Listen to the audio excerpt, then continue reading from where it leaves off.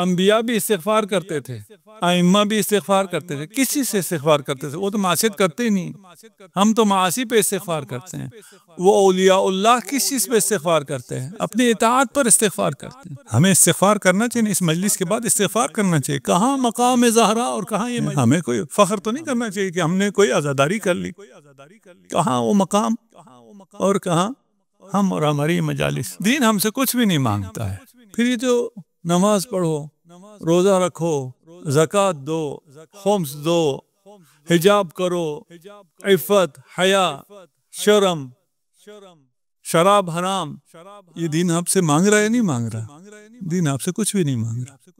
کیا مطلب؟ میں مثال سے اگر سمجھا پاؤں، اگر آپ کسی واک پہ جا رہے ہیں، آپ 40 پہ مشی پہ گئے ہیں، وہاں تو آپ کو ہر قدم پہ سبیل مل جاتی ہے، موقف ملتا ہے اور ہر چیز ملتی ہے۔ آپ ایک واک پہ جا رہے ہیں، ایک صحرا میں، صحرا کے شروع میں ایک موقف لگا ہوا ہے، وہ آپ کو بتاتا ہے کہ یہ پانی ہے، جتنا چاہو اتنا پانی پیو، ادھر سے جتنا لے جانا چاہتے ہو وہ بھی ساتھ۔ آپ وہاں سے گزر رہے ہوں اور آپ کہیں ہاں یہ بہت حکم دیتا ہے، میں کسی کا حکم نہیں مانتا۔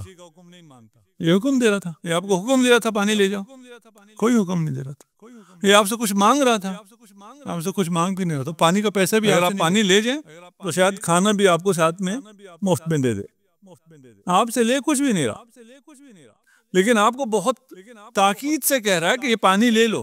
تو یہ آپ سے مانگ رہا ہے یا آپ کو دے رہا ہے؟ کیا کہہ رہا ہے؟ اگر نہ کرو تو کیا ہوگا؟ اگر پانی نہ پیو اور پانی لے کے نہ جاؤ تو کیا ہوگا؟ پیاسے مرو گے۔ تو یہ جو پیاسے آپ مرے ہیں، یہ اس نے جس نے موقف لگایا اس نے سزا دی ہے، یہ اس کا لازمی نتیجہ ہے۔ یہ موقف والا آپ سے کچھ مانگ نہیں رہا، آپ کو کوئی حکم نہیں دے رہا، آپ کو ایک واقعیت بتا رہا ہے کہ بغیر پانی کے چلے جاؤ گے تو مر جاؤ گے۔ پانی بھی آ گیا الحمدللہ۔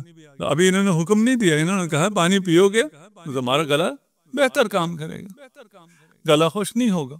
دین بھی جو آپ سے کہہ رہا ہے نماز پڑھو، روزہ رکھو، یہ عبادات کرو، ان محرمات کو انجام نہ دو، یہ کوئی آپ کو حکم نہیں دے رہا ہے، کوئی آپ سے مانگ نہیں رہا ہے، کوئی آپ دین پہ احسان نہیں کر رہے، آپ کو ایک واقعیت بتا رہا ہے کہ نماز پڑھ کے جاؤ گے تو وہاں پہنچو گے، نہ پڑھ کے جاؤ گے تو یہاں چلے جاؤ گے۔ دوزخ ہے، دونوں راستے ہیں، جنت جانے کا راستہ یہ ہے، اس کی یہ لوازم ہے، جہنم جانے کا راستہ یہ ہے، اور یہ نہ کرنے کی صورت میں یا محرمات کرنے کی صورت میں آپ نے، اگر کوئی طبیب آپ سے کہے لمبے لمبے سانس لو، ہاں تو کوئی ڈاکٹر آپ سے فیس لیتا ہے، یہ کورونا کے بعد ابھی ہو گیا ہے، آپ ڈاکٹرز کے پاس جائیں تو کہتے ہیں آپ بھاپ لے لیں، یہ مریضی آپ اس سے ٹھیک ہو جائیں گے۔ میں ڈاکٹروں سے کہتا ہوں یار کورونا سے پہلے تو نہیں کہتے تھے، ہمیشہ دوائی لکھ کے دیتے تھے، اب کیا ہو گیا؟ اب کیونکہ لوگوں میں بھی اویئرنیس آ گئی ہے، بہت سی باتیں لوگوں کو پتہ چل گئی ہے، وہ آپ سے کوئی فیس نہیں لے رہا، کوئی نہ فارماسیوٹیکل کمپنی آپ سے پیسے لے رہی ہے، آپ سے کہہ رہے ہیں کہ آپ بھاپ لیا کرو، آپ بھاپ لیں گے تو آپ جراثیم سے محفوظ رہیں گے، آپ کو کرونا نہیں ہوگا۔ یہ کوئی حکم دے رہا ہے؟ یہ کوئی حکم نہیں دے رہا آپ کو کرونا سے۔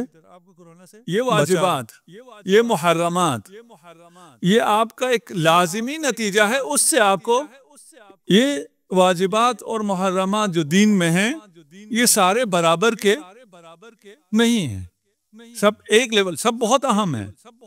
اس میں سے کسی بھی گناہ کو اگر آپ صغیرہ سمجھیں وہ گناہ کبیرہ ہو جاتا ہے۔ اگر میں کہوں نا یہ گناہ ہے صغیرہ اس لیے میں یہ کر لیتا ہوں، یہ گناہ کیا ہو جائے گا؟ کبیرہ ہو جائے گا۔ کبیرہ صغیرہ اس طرح نہیں ہے، گناہان کبیرہ اور صغیرہ ہیں، لیکن جس کو میں گناہ صغیرہ کہہ کے انجام دوں وہ گناہ ہے، لیکن واجبات بھی اور محرمات بھی کچھ اہم ہیں، کچھ اہم نہیں ہیں۔ آپ کے جسم کا ہر حصہ بہت اہم ہے، لیکن اگر آنکھ پہ کوئی چوٹ آ رہی ہو تو ہاتھ سے بچایا جاتا ہے، ہاتھ چلا جائے کوئی بات نہیں، آنکھ نہیں جانی چاہیے، آنکھ کے لیے کوئی بات نہیں، مغز نہیں جانا چاہیے۔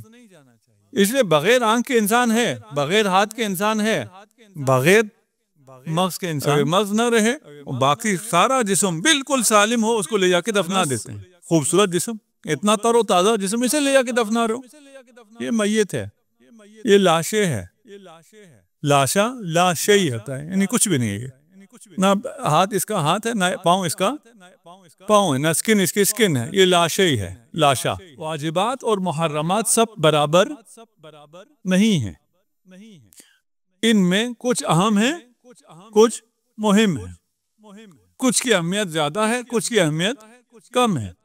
اگر ہمیں یہ سمجھ میں نہ آئے تو ہم ہاتھ کی حفاظت کرتے کرتے اپنے آنکھ ہاتھ سے، اور یہ سمجھ میں نہ آنے کا ایک اور نقصان ہے، مسجد میں، مجلس میں کوئی شخص آئے اور گناہ کرے، بہت سے گناہ ایسے ہیں جو آپ یہاں آ کے نہیں کر سکتے، آپ تو ویسے ہی نہیں کرتے، مسجد آنے والے ویسے ہی نہیں کرتے، لیکن ایک عام انسان جو اگر مثلا شرابی ہے خدا نخواستہ، وہ یہاں آ کے شراب، یہ معصیت یہاں نہیں کی جا سکتی، کیوں؟ اس لیے کہ وہ کرتا ہو بے شک، لیکن اسے پتا ہے کہ یہ معصیت گناہ کبیرہ ہے، اسے یہاں نہیں کرنا چاہیے۔ اس لیے ہم مذہبی لوگ یہ گناہ نہ مسجد میں کرتے ہیں، نہ مسجد سے باہر کرتے ہیں، لیکن کچھ گناہ ایسے ہیں جو ہم مسجد میں بھی کرتے ہیں، مسجد میں بھی ہم غیبت کرتے ہیں، اور غیبت اشد، مجلس کے فوراً بعد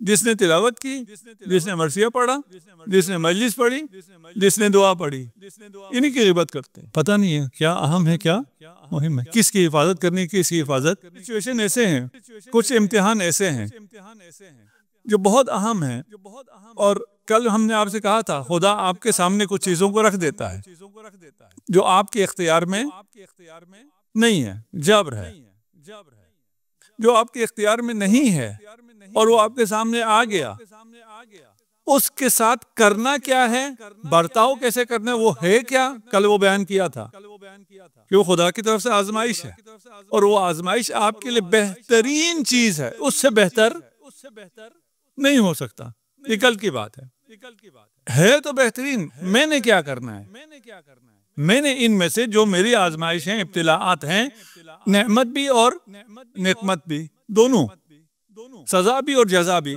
یہ سزا جزا نہیں ہے لیکن سمجھانے کے لیے کہہ رہا ہوں، اچھی چیزیں بھی، مثبت چیزیں بھی اور منفی چیزیں بھی جو میرے سامنے آ گئی، اور اس کے ساتھ میں نے کیسے ری ایکٹ کرنا ہے۔ اب یہ میرے سامنے ایک چیز آ گئی ہے، مجھے کہاں حساس ہونا ہے اور کہاں حساس۔